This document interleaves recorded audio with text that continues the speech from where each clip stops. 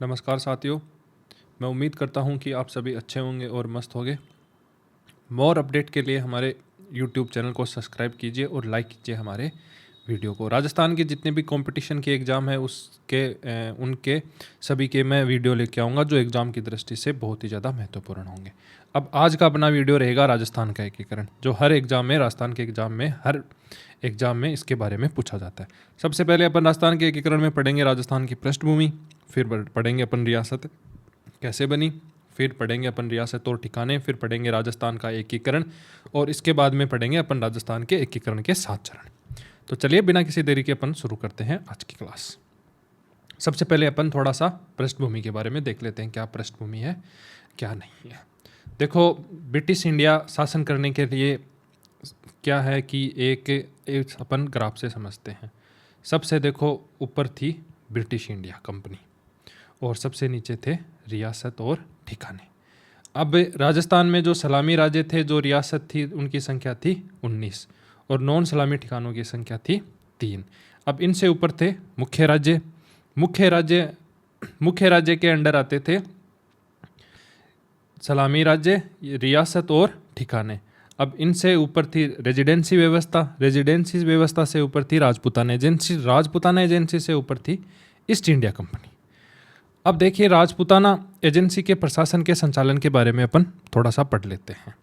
अब यहाँ पर देखो, सबसे नीचे थी ये नॉन सलामी राज्य और फिर थे ये सलामी राज्य, इनकी संख्या थी 19।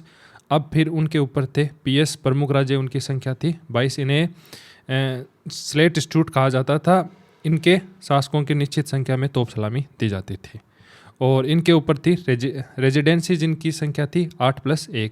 एक में केंद्र शासित प्रदेश था जो अजमेर और मेरवाड़ा था और इन 8 रेजिडेंसी के बारे में मैं आपको आगे बता दूंगा। राजपूताना एजेंसी 1818। राजपूताना क्षेत्र के राज्यों को ईस्ट इंडिया कंपनी द्वारा एक एजेंसी का गठन किया गया था। इनका मुख्यालय अजमेर तथा ग्रीष्म काल में इनका मुख्यालय माउंट आबू रहता था। क्योंकि राजस्थान में गर्मियाँ बहुत ज़्यादा पड़ती है तो क्या है, अंग्रेज परेशान होते थे राजस्थान में, तो उन्होंने क्या किया, ग्रीष्म काल में इन्होंने अपना मुख्यालय माउंट आबू में बना लिया था। अब अपन विस्तृत जानकारी है, ये जो कंपनियां बताई थी मैं विस्तृत जानकारी में थोड़ा सा इनके बारे में बता देता हूँ। ईस्ट इंडिया कंपनी आईसीसी 1818 में ईस्ट इंडिया कंपनी के राजपूताना क्षेत्र में अपना प्रभाव स्थापित कर लेती है। अब है राजपूताना एजेंसी। 1818 में राजपूताना एजेंसी का गठन किया गया। इसका उद्देश्य राजपूताना के राज्यों की देखरेख करना था तथा उनके स्थान पर राजनीतिक संबंध बनाए रखना था। इसके बाद में थी रेजिडेंसी व्यवस्था। ये क्या थी, इसके बारे में अपन पढ़ते हैं। कुल 8 रेजिडेंसी बनाई गई थी। एक क्षेत्र अजमेर मेरवाड़ा था जो सर्व ईस्ट इंडिया कंपनी के प्रशासन में रखा गया था। प्रत्येक रेजिडेंसी में एक पॉलिटिकल एजेंट नियुक्त किया जाता था। रेजिडेंसी का मुख्यालय हेडक्वार्टर अजमेर तथा ग्रीष्म काल में माउंट आबू था। ये बात मैंने आपको अभी पहले थोड़ी बताई थी। अब ये मुख्य राज्य अभी मैंने आपको ऊपर बता दिए। 1822 में कुल राज्यों का मुख्य राज्यों का दर्जा दे दिया गया था। कुछ राज्यों को मुख्य राज्यों का दर्जा दे दिया गया। इन्हें सलामी तोप की संख्या का अधिकार भी प्राप्त था। फिर थे सलामी राज्य, इनकी संख्या थी 19। उनको 19 तोपों की सलामी दी जाती थी। फिर था नॉन सलामी राज्य, जिनकी संख्या 3 थी। ये आपको मैंने बता दिया है। अब है 5 रेजिडेंसी और 5वां पॉइंट है ये 8 रेजिडेंसी एक केंद्र शासित प्रदेश। पहला है इसमें मेवाड़ रेजिडेंसी उदयपुर, पश्चिमी राजपूताना रेजिडेंसी जोधपुर और थर्ड है इसमें जयपुर रेजिडेंसी जो जयपुर, पूर्वी राजपूताना रेजिडेंसी कोटा रेजिडेंसी कोटा, छठवीं थी भरतपुर रेजिडेंसी भरतपुर और अलवर रेजिडेंसी अलवर, टोंक रेजिडेंसी टोंक। ये थोड़ा सा ध्यान रख लेना, पश्चिमी राजपूताना रेजिडेंसी जोधपुर और मेवाड़ रेजिडेंसी उदयपुर, एक केंद्र शासित प्रदेश जो आप सबको अभी मैंने बता दिया। अब नॉन सलामी में थी ये निमराना, लावा और ये कुशलगढ़। अब इसके कुछ आपको मुख्य बिंदु बता देता हूँ मैं। राजपूताना एजेंसी का गठन 1818 में हुआ। इसका मुख्यालय अजमेर तथा ग्रीष्म काल में माउंट आबू में था। 8 रेजिडेंसी तथा एक केंद्र शासित प्रदेश अजमेर मेरवाड़ा था। 22 मुख्य राज्य थे, स्टेट थे। 19 रियासतों को 19 तोपों की सलामी तथा 3 ठिकानों को 3 तोपों की सलामी दी जाती थी। 1822 में कुछ राज्यों को मुख्य राज्यों का दर्जा दे दिया गया। अब इसमें अपन ने क्या पढ़ा, सलामी राज्य पढ़े, नॉन सलामी राज्य पढ़े, केंद्र शासित प्रदेश पढ़ा और कुल क्षेत्र थे 23। अब इसके बारे में बाद में अपन बात करते हैं राजस्थान की रेजिडेंसियाँ। राजस्थान की रेजिडेंसियों की संख्या कुल 8 थी। अब देखो, पहली रेजिडेंसी थी इसमें मेवाड़। मेवाड़ में आता था देखो उदयपुर, डूंगरपुर प्रतापगढ़, बांसवाड़ा और कुशलगढ़। पहली मेवाड़ में 5 स्थान आते थे, 5 जगह आती थी मेवाड़ रेजिडेंसी में। फिर उसके बाद में आता था मारवाड़। मारवाड़ में जोधपुर, जैसलमेर और सिरोही। अगर देखो ये आपको चीज़ें अगर याद नहीं रहती है कि आप भूल जाते हो मेवाड़ में कौन कौन सी रेजिडेंसी है, तो आप एक काम करना, इसमें मेवाड़ देखो, मेवाड़ है 3 अक्षरों का, ठीक है, और इसमें थी 5, 3 में क्या थी 5 थी, और मारवाड़ है बड़ा और यहाँ पे थी कम। मारवाड़ ऐसा थोड़ा सा अपन दिमाग में रख सकते हैं, इसे हो सकता है आपकी कुछ बच्चों की उसमें हो सकता है कि हेल्प हो सके। जो देखो धुरंधर स्टूडेंट है उनकी तो मैं कुछ बता नहीं सकता, बट बाकी ये ट्रिक थोड़ी काम करती है। अब जैसे मेवाड़ में उदयपुर, उदयपुर का उद याद रख लिया, डूंगरपुर का डूंग याद रख लिया, प्रता बांस कुश, उद डूंगर प्रता बांस कुश, ऐसी सी आप एक ट्रिक बना के इनको 2-4 बार पढ़ोगे तब ये याद हो जाएगी। और देखो बीकानेर में बीकानेर ही है, इसका तो कोई ज़्यादा नहीं है। अलवर ईस्ट में अलवर और निमराना है, और ईस्ट में भरतपुर, धौलापुर और करौली। ये धौलापुर नहीं, ये धौलपुर है। और जयपुर में है किशनगढ़, जयपुर और लावा। हाड़ौती में है बूंदी और सागपुरा। कोटा झालावाड़ में है कोटा और झालावाड़। अब थोड़ा सा इसके बारे में बता देते हैं कि एकीकरण के समय भारत एकीकरण व आज़ादी। 3 जून माउंटबेटन योजना है जिसमें भारत को आज़ाद करने की बात कही गई थी। इसके पूर्व में भारत रियासत में 565+3, ये थोड़ा गलती हो गया, 565+3 ने विलय पत्र पर हस्ताक्षर करवाना आवश्यक था। अब देखो इस पैमाने के अनुसार जोधपुर, जयपुर, उदयपुर, बीकानेर रियासतें स्वतंत्र रहने के लिए हकदार थी। इन्होंने विलय पत्र अथवा यथास्थिति में रहना था। अब भारत की रियासतें ऐसी रियासतों जिनकी संख्या 10 लाख से अधिक हो तथा वार्षिक आय 1 करोड़ से अधिक हो, वह रियासत स्वतंत्र रह सकती थी।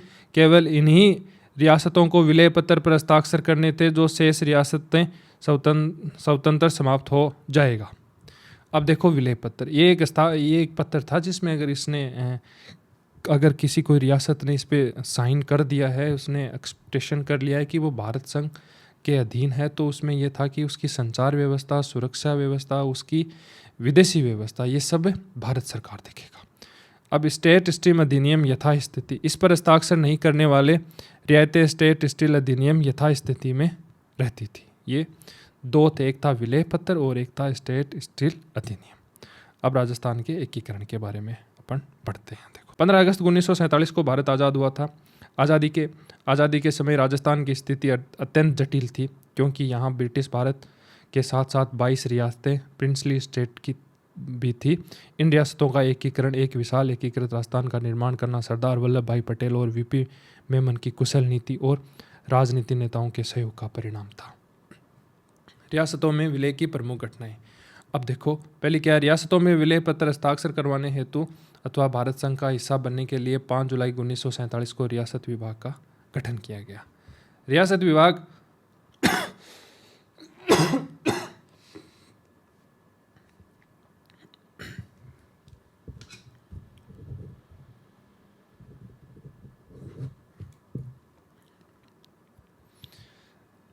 रियासतों के विलय की प्रमुख घटनाएं।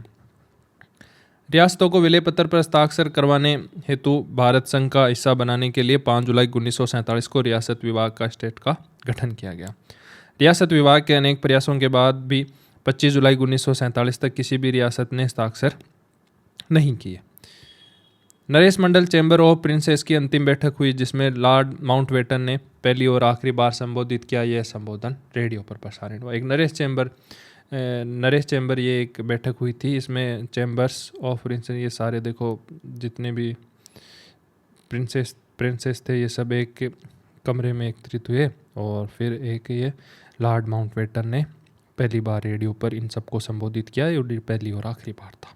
इसके बाद 3 रियासतें हैदराबाद, जूनागढ़, कश्मीर को छोड़कर से सभी रियासतें उन्हें 14 अगस्त 1947 को विलय पत्र पर हस्ताक्षर कर दिए थे। ठीक है दोस्तों, बीकानेर के महाराजा शार्दुल सिंह ने 7 अगस्त 1947 को हस्ताक्षर किए। ये प्रथम रियासत बन गया। बीकानेर पहली रियासत बन गया साइन करके। दूसरी थी जोधपुर के महाराजा हनुमंत सिंह, 9 अगस्त 1947 को इसने भी हस्ताक्षर कर दिए। तीसरी थी धौलपुर के महाराजा उदयभान सिंह ने 14 अगस्त 1947 को हस्ताक्षर कर दिए, और ये अंतिम रियासत थी। अब रियासत विभाग, इसके अध्यक्ष थे सरदार वल्लभ भाई पटेल और इसके सचिव थे वीपी मेनन। तीसरा है एकीकरण का महत्व है। अब देखो रियासतों के, अब दूसरा है इसमें रियासत विभाग। इसके अध्यक्ष थे सरदार वल्लभ भाई पटेल और इसके सचिव थे वीपी मेनन। अब रियासत विभाग के कार्य: रियासतों को भारत संघ में मिलाना, विलय पत्र पर हस्ताक्षर करवाना, रियासतों के एकीकरण के लिए वार्ता और प्रयास करना, एक स्तर एकीकृत और सशक्त भारत का निर्माण करना। एकीकरण का महत्व है। रियासतों को एकीकरण में भारत को एक अखंड और राष्ट्र बनाना था। राजस्थान का निर्माण संभव हुआ। सरदार वल्लभ पटेल और वीपी मेनन के प्रयासों में यह कार्य ऐतिहासिक रूप से संपन्न हुआ था। आज का राजस्थान इन्हीं बलिदानों और नीतियों के प्रयासों का परिणाम है। मेवाड़ ने नेतृत्व किया, राजाओं ने सहयोग दिया और सरदार पटेल मेनन की नीति से राजस्थान का एकीकरण संभव हुआ। अब इसमें है पहला प्रयास बैठते हैं, अपन देखते हैं राजस्थान बनाने के लिए कितने सम्मेलन हुए, कितनी क्या हुआ, उनके बारे में अपन पढ़ते हैं। पहला था राजस्थान यूनिट प्रथम सम्मेलन। मेवाड़ शासक भूप सिंह ने 25-26 जून 1946 को गुजरात, मालवा एवं राजपुताना के 22 शासकों का एक सम्मेलन बुलाया। इस सम्मेलन में सुझाव दिया कि राजस्थान संघ बनाया जाए। जय निवास जयपुर नरेश ने प्रस्ताव का विरोध किया। अब जय निवास को क्या दिक्कत थी भाई, इसने क्यों विरोध किया ये बताते हैं। जय निवास का मानना था कि राजस्थान संघ बनने से उनकी हैसियत पर प्रभाव पड़ जाएगा, उनकी हैसियत कम हो जाएगी। वे राज्य को सर्वाधिक रखना चाहते थे। वे जयपुर राज्य को सर्वाधिक रखना चाहते थे, ऊपर रखना चाहते थे। उन्हें आशंका थी कि छोटे राज्यों के साथ मिलकर जयपुर की प्रभुत्वता कमजोर हो जाएगी। वे किसी भी संघ या एकीकरण के पक्ष में नहीं थे। वो जयपुर को स्वतंत्रता एवं प्रभाव को घटाना नहीं चाहते थे। अब दूसरा सम्मेलन हुआ, जो भी है सफल हुआ। के.एम. मुंशी ने सर्वाधिक संवैधानिक सलाहकार नियुक्त किया था। के.एम. मुंशी को संवैधानिक सलाहकार नियुक्त किया। उनके सुझाव पर 23 मई 1946 को पुनः सम्मेलन बुलाया गया, परंतु यह सम्मेलन भी सफल नहीं हुआ और कोई ठोस निर्णय नहीं निकला। इसके बाद में और प्रयास किए, उनके बारे में अपन पढ़ते हैं। पहला प्रयास किया हाड़ौती संघ का प्रयास। कोटा नरेश राव भीम सिंह ने हाड़ौती क्षेत्र के राज्यों को कोटा, बूंदी, झालावाड़ को मिलाकर हाड़ौती संघ बनाने का प्रयास किया, परंतु ये भी सफल नहीं हुआ, असफल हो गया। उसके बाद में हुआ बांगड़ संघ का प्रयास।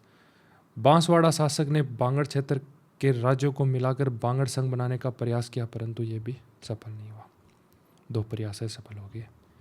तीसरा प्रयास था लाहौर राज्य संघ का प्रयास। बीकानेर नरेश ने लोहारू के क्षेत्र के राज्यों को मिलाकर एक संघ बनाने का प्रयास किया, परंतु ये क्षेत्र भी सफल नहीं हुआ। अब देखो बीकानेर में लोहारू, चूरू, झुंझुनू ये सब मिलकर एक राज्य बनना था, परंतु ये भी असफल रहा।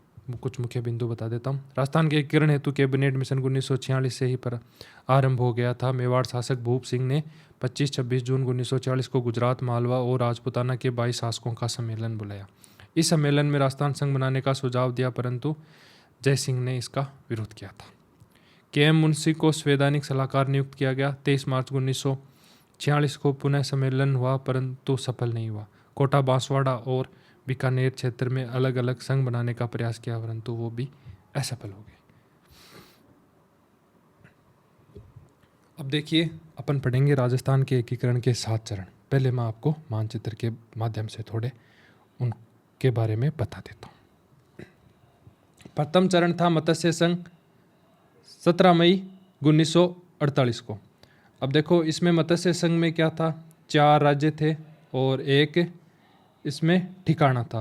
अब इसमें है पहला राज्य था, इसमें अलवर, भरतपुर, धौलपुर, करौली, निमराना। इन 4 रियासतों ने अलवर, भरतपुर, धौलपुर, करौली, निमराना ठिकाना शामिल है और इनकी राजधानी बनी अलवर। ये देखो ये पूरा राजस्थान का मैप था। इन 4 ने मिलकर एक राज्य का एक संघ का गठन कर लिया, मत्स्य संघ का, जो 17 मार्च 1948 को हुआ। ठीक है। अब ये भाई संघ की जरूरी क्यों पड़ी? जब ये सब भारत का ही हिस्सा थे तो ये संघ क्यों बना रहे थे, ये किसी को पता है? अगर पता है तो मुझे कमेंट करके बताना। अगर मैं सही बता रहा हूँ तो मुझे बताना, वरना अगर आपके पास इसके अलावा और कोई जानकारी है तो मुझे आप ज़रूर कमेंट में शेयर करें। अब देखो ये इसलिए पड़ी कि भाई ये इतने सारे ठिकाने थे तो इन सब पे शासन करना भारत सरकार के लिए बहुत ही कठिन हो रहा था।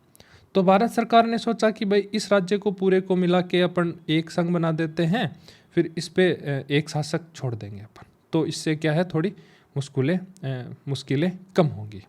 फिर बना द्वितीय चरण, राजस्थान संघ 25 मार्च 1948 को। ये एक संघ इधर बन गया और अब 10 राज्यों का इन्होंने नया संघ बनाने की कोशिश की, जो ये 10 राज्य हैं। अब ये बनाने के बाद में एक संघ एक और बना, दूसरा चरण कंप्लीट हो गया। दूसरा संघ 25 मार्च 1948 को बन गया। अब फिर बना तीसरा चरण, संयुक्त राज्य राजस्थान यूएसआर 18 अप्रैल 1948 को बना। अब नए राज्य शामिल हो गए। अब इन राज्यों में ये जो राज्य थे, इनमें एक राज्य और शामिल हो गया, उदयपुर मेवाड़। तो ये हो गया तीसरा संघ, ठीक है। और इसकी राजधानी बना दी गई उदयपुर। अब इन सब में मिलाकर एक राज्य और शामिल हो गया। अब नए 4 राज्य और मिल गए। 10 तो ये हो गए और एक ये 11 और ये 4 ये राज्य बनाकर फिर ये बना चतुर्थ संघ। चतुर्थ संघ में देखो वृहत्तर राजस्थान GR 30 मार्च 1949 को बना। यहाँ तक पहला एक संघ बना, इसमें कोई दूसरे राज्य नहीं मिले थे, ये 4 राज्यों का एक संघ बनाया गया, मत्स्य संघ। फिर एक दूसरा संघ बना जो 25 मार्च 1948 को बना। ये इस संघ में भी कोई इन राज्यों में से नहीं मिला। ये अलग राज्यों का संघ बना, ये अलग राज्यों का संघ बना। और फिर एक तीसरा संघ बना। अब तीसरा संघ ये बना जो दूसरे संघ के राज्य थे, ये राज्य थे, इनमें एक राज्य और मिल गया, उदयपुर मेवाड़, इनमें एक राज्य मिल गया और ये इसको राजधानी बना दिया गया। अब इसके बाद में ये सारे राज्य आप यहाँ पे मानचित्र में देख सकते हो, ये सारे राज्य, अब इनमें ये राज्य और मिल गए, 4 राज्य, कितने, हाँ 4 राज्य और मिल गए इनमें। ये ऊपर वाले 1 2 3 ये 4 राज्य बनकर ये चतुर्थ संघ बन गया। चतुर्थ संघ में मिले थे 4 राज्य, चतुर्थ यानी 4 और 4 इसमें राज्य मिले थे। इनमें 4 था, जैसलमेर, जोधपुर, बीकानेर और जयपुर। अब है 5वां संघ। अब 5वें संघ में 2 राज्य मिल गए, एक मिल गया इसमें भरतपुर, एक मिल गया धौलपुर। अब 5वें संघ में टोटल कितने राज्य हो गए, 10 ये हो गए, एक ये हो गया, 4 ये हो गए और 2 ये हो गए। ऐसे करके इतने बड़े राजस्थान का निर्माण हो गया कि इतने बड़े राजस्थान में एक ही मुख्यमंत्री होगा, मतलब कि प्रशासन व्यवस्थाएं इजी बनाने के लिए इन सब का। इसके बाद में 6वां चरण, यूनाइटेड राजस्थान 26 जनवरी 1950 को। अब इसमें नया क्षेत्र शामिल किया गया। अब इसमें नया क्षेत्र कौन कौन सा शामिल किया गया, इसमें शामिल किया गया सिरोही राज्य का आबू, ये क्षेत्र इसमें शामिल किया गया 6वें चरण में, जो 26 जनवरी 1950 का बना। अब जो 7वां चरण, अब 7वां चरण में क्या किया, ये अजमेर, मेवाड़ा और ये सुनेल टप्पा का विलय 1 नवंबर 1956 में कर दिया गया। ये जो बाकी जो सारे थे इन सब का विलय राजस्थान में 7वें चरण में किया गया, ठीक है। अब ये देखिए, थोड़ी सारांश तालिका बता देता हूँ। मत्स्य संघ 17 मार्च 1948 में, जिसमें 4 राज्य और 1 ठिकाना था। और दूसरा संघ बना राजस्थान संघ 25 मार्च 1948 को, उसमें 10 राज्य जुड़े। पहला था 17 मार्च 1948, दूसरा था 25 मार्च 1948, फिर आता है 18 अप्रैल को। 18 अप्रैल के बाद में 30 मार्च 1949 को, और फिर 15 मई 1949 को, 26 जनवरी 1950 को, और फिर 1 नवंबर 1956 को जो वर्तमान राजस्थान है इसका निर्माण हो गया, ये अजमेर, मेरवाड़ा और ये सुनेल टप्पू के विलय के साथ ही, ठीक है। अब अपन पढ़ते हैं एकीकरण के चरण। एकीकरण से पूर्व ये मैंने सारी आपको बातें बता रखी है, एक बार ये आप दोबारा से अगर आपको नहीं समझ में आए तो आप इनको पढ़ लेना। अब मत्स्य संघ के बारे में अपन बात करते हैं। मत्स्य संघ में देखो 4 तो ये थे और एक ये निमराना था, टोटल मतलब कि 5 जगह मिलाकर मत्स्य संघ का निर्माण किया गया। इस क्षेत्र में सांप्रदायिक स्थिति को देखते हुए अलवर के दीवान ये डॉक्टर खरे ने महाराजा तेज सिंह, और जिनका नाम था ये ब्रिजेंद्र सिंह, को दिल्ली बुलाकर 7 फरवरी को नज़रबंद कर दिया गया। इनका प्रशासन भारत सरकार ने अपने पास में ले लिया। एन सुख को भरतपुर का प्रशासक नियुक्त कर दिया गया। 14 फरवरी से 27 फरवरी 1948 पर चारों रियासतों के शासकों को दिल्ली बुलाया गया। 28 फरवरी 1948 को मत्स्य संघ के दस्तावेज पर हस्ताक्षर किए गए। इस दस्तावेज को के मुंशी ने बनाया था। अब देखिए, चारों शासकों को जिनको दिल्ली बुलाया था उनको बारे में बता देते हैं। अलवर थे महाराजा तेज सिंह, और भरतपुर से महाराजा जाम कमला सिंह, और धौलपुर से थे महाराजा उदय भान सिंह, और करौलिस्ते से महाराजा गणेशपाल सिंह। दस्तावेज में इनमें क्या प्रावधान थे, राजकर्मक बना दिया गया इस क्षेत्र का, जो ये मत्स्य संघ था इसका राजकर्मक बना दिया उदय भान सिंह धौलपुर को, और उप राजकर्मक बना दिया गणेश पाल को जो करौली से थे, और उत्तरदाची लोकप्रिय सरकार में मुख्यमंत्री बना दिया शोभाराम कुमाऊत को। अब इसका मंत्रिमंडल बता देते हैं आपको। जुगल किशोर जो भरतपुर से थे, भोलानाथ अलवर से थे, गोपीनाथ धौलपुर से थे, मंगल सिंह धौलपुर से थे, और चिरंजी लाल थे करौली से। मत्स्य संघ के उद्घाटन की तिथि 17 मार्च 1948 तय की गई, परंतु मंत्रिमंडल शामिल नहीं किए जाने के कारण मान सिंह बेड़े और देशराज के ने विरोध किया। इस कारण निर्धारित तिथि पर उद्घाटन नहीं हो पाया, और 18 मार्च 1948 को NV गौडगिल द्वारा मत्स्य संघ का उद्घाटन किया जाता है। 18 मार्च 1948 को NV गौडगिल द्वारा मत्स्य संघ का उद्घाटन किया जाता है। मत्स्य संघ की राजधानी बनाई गई अलवर। मत्स्य संघ की जनसंख्या थी 18 लाख, और यहाँ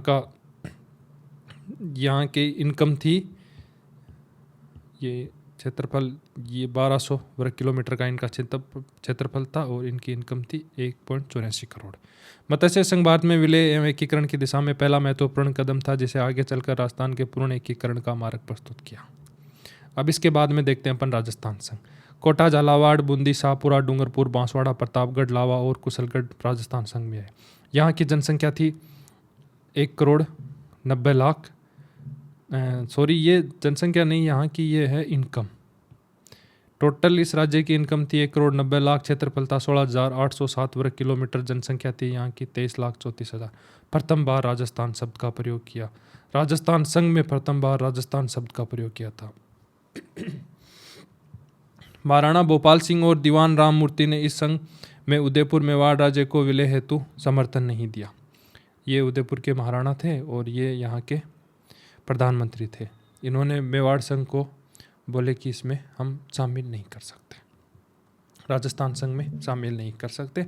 जो तीसरे चरण में अकेला उदयपुर, ये मेवाड़ राज्य राजस्थान संघ में शामिल हुआ था। अब ML वर्मा ने कहा था 20 लाख की जनता के भाग्य का फैसला 2 लोग नहीं कर सकते। इस प्रकार बिना मेवाड़ के राजस्थान संघ बनाने का प्रस्ताव 3 मार्च 1948 को दिया गया, जिस पर सभी हस्ताक्षर कर दिए गए। बांसवाड़ा के महाराव चंद्र सिंह ने इस समय कहा था कि मैं अपने डेथ वारंट पर हस्ताक्षर कर रहा हूँ। ये क्वेश्चन भाई कई बार पूछा जाता है एग्जाम्स में। किसने कहा था कि मैं अपने डेथ वारंट पर हस्ताक्षर कर रहा हूँ? ये कहा था बांसवाड़ा के महाराव चंद्र सिंह ने। 25 मार्च 1948 को NV गौडगिल द्वारा राजस्थान संघ का उद्घाटन किया गया। कोटा को इसकी राजधानी बनाया गया। राजस्थान संघ के दस्तावेज के निम्न प्रावधान। अब यहाँ पर क्या किया गया? जो राजस्थान संघ बना इसमें कौन शासन संभालेगा, कौन किस पद पर रहेगा, इसके बारे में ये दस्तावेज थे। राज प्रमुख थे महाराव भीम सिंह जो कोटा से थे। उपराज प्रमुख थे महाराजा बहादुर सिंह जो बूंदी से थे। उत्तरदायी सरकार, लोकप्रिय सरकार, मुख्यमंत्री थे गोकुलाल असावा। कनिष्ठ उपराज्यपाल थे महाराव लक्ष्मण सिंह डूंगरपुर के।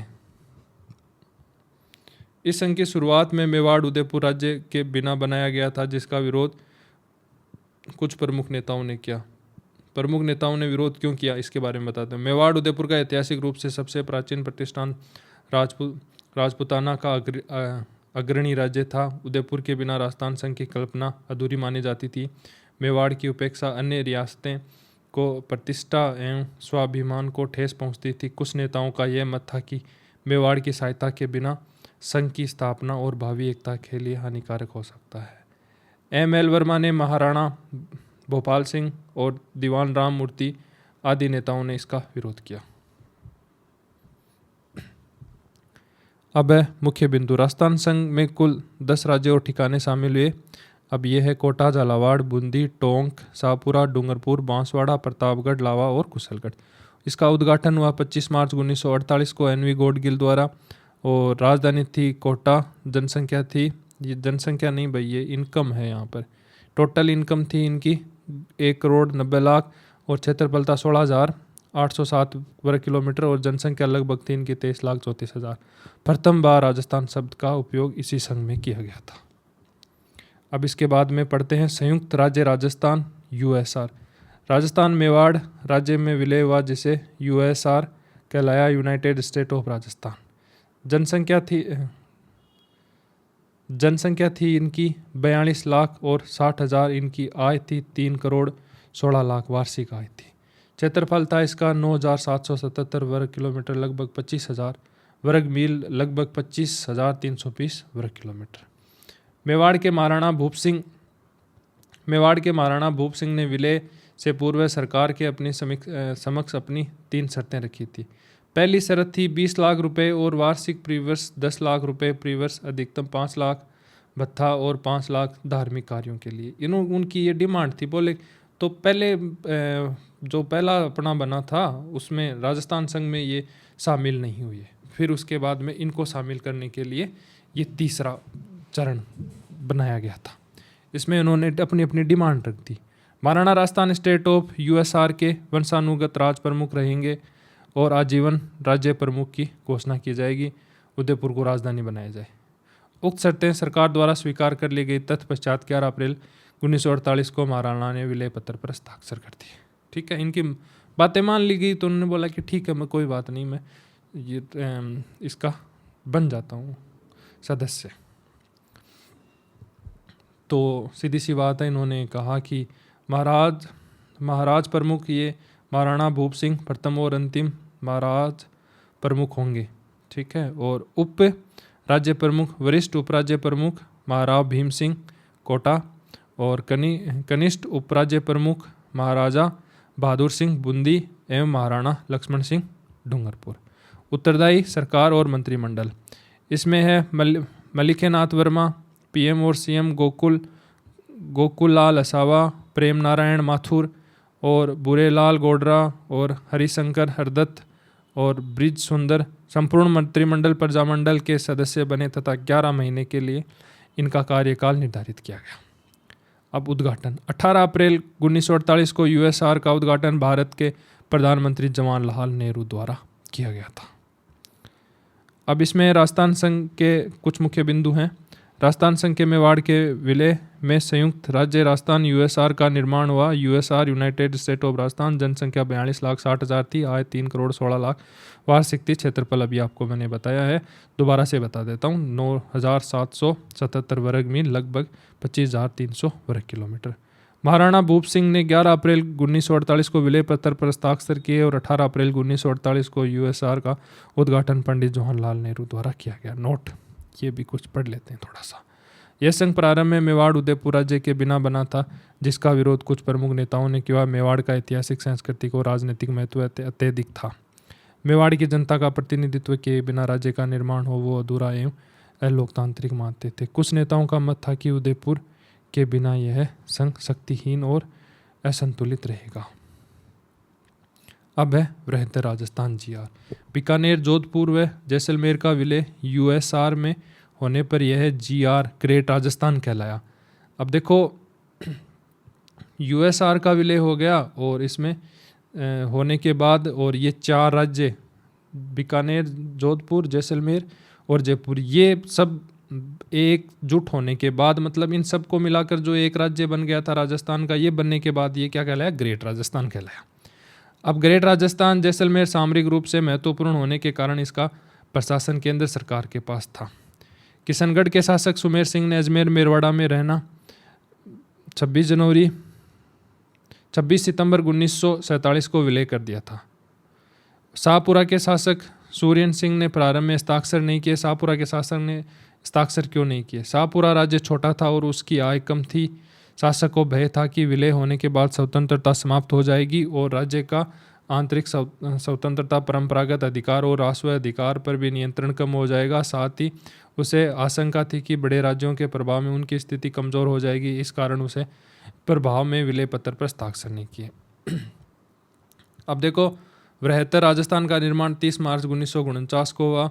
यह भाग वर्तमान राजस्थान का आरंभ था। इस कारण 30 मार्च को राजस्थान दिवस मनाया जाता है। इसका उद्घाटन वी गिरी द्वारा किया गया।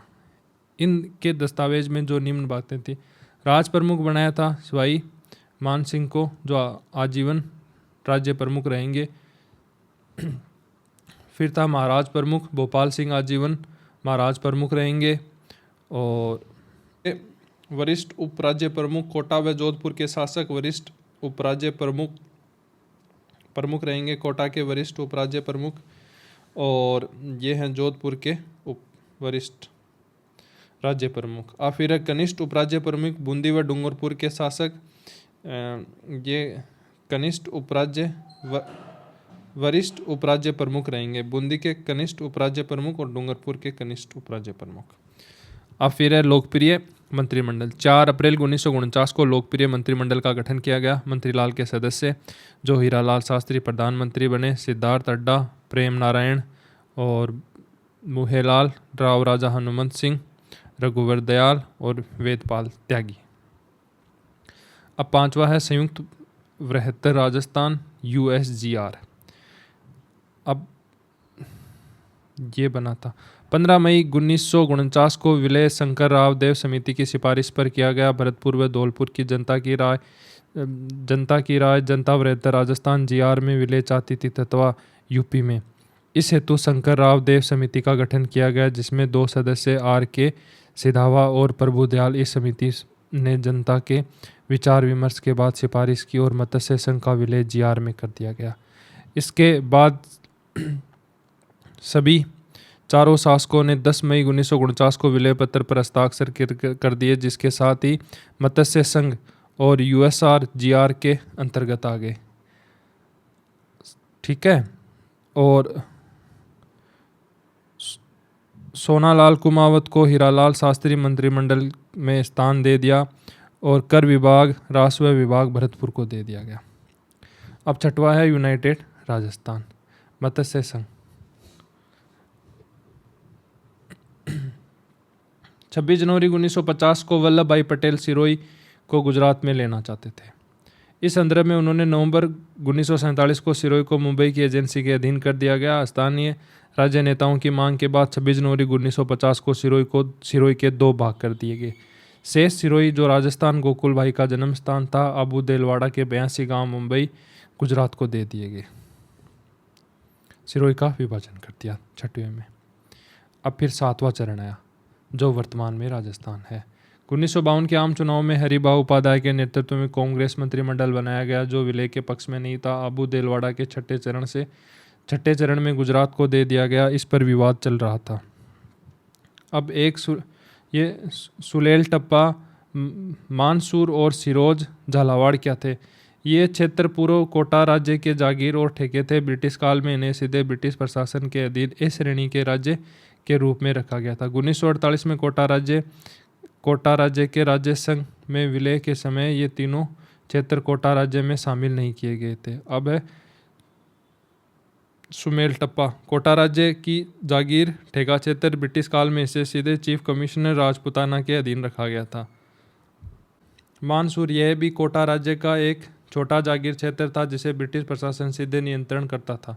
अब सिरोज झालावाड़ पूर्व कोटा राज्य का भाग था। सुमेल टप्पा, कोटा राज्य की जागीर ठेका क्षेत्र। ब्रिटिश काल में इसे सीधे चीफ कमिश्नर राजपुताना के अधीन रखा गया। अब इसके बाद में है मानसूर, यह भी कोटा राज्य का एक ठेका जागीर क्षेत्र था जिसे ब्रिटिश शासन सीधे नियंत्रण करता था। अब है ये सिरोज, जो झालावाड़ में है। ये झालावाड़ है। ये पूर्व कोटा राज्य का भाग है। ठेका क्षेत्र ब्रिटिश काल में यह पृथक रूप से प्रशासन था।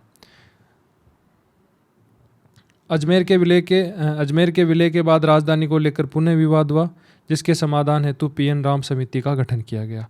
इसका गठन राजस्थान की राजधानी विवाद के समाधान के लिए किया गया था। समिति के 2 सदस्य थे, एक V विश्वनाथन और एक थे VK गुप्ता। समिति की प्रमुख सिफारिशें, राजधानी इसमें जयपुर को बना दिया गया और राजस्व मुख्यालय अजमेर को बना दिया गया।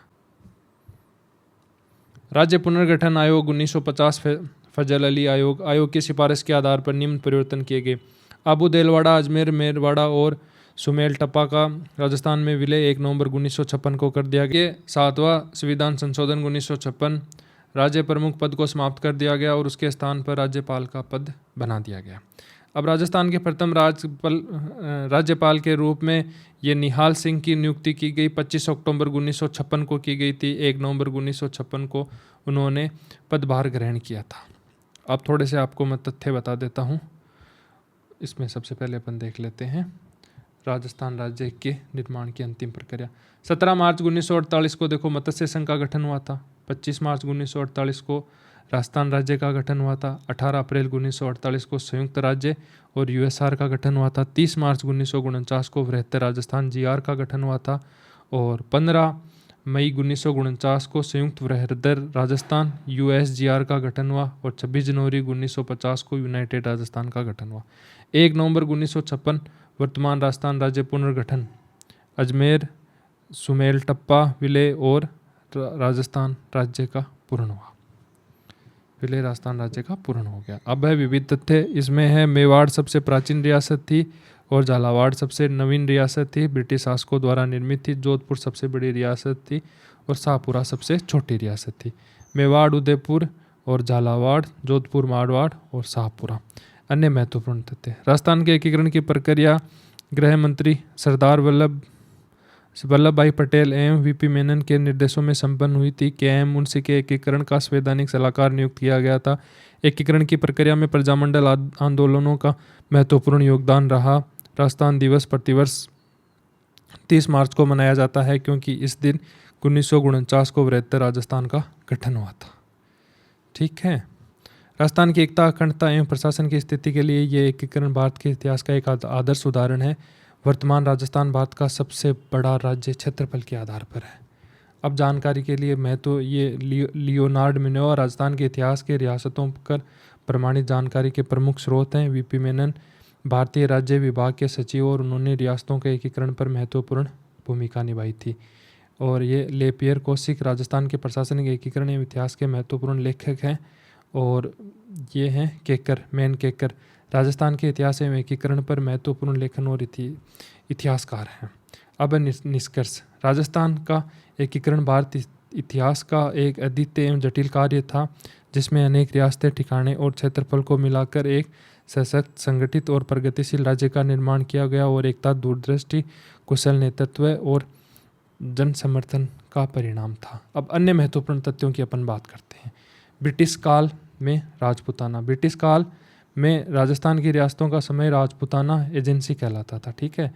यह कोई एक राज्य नहीं था बल्कि कई रियासतों का समूह था।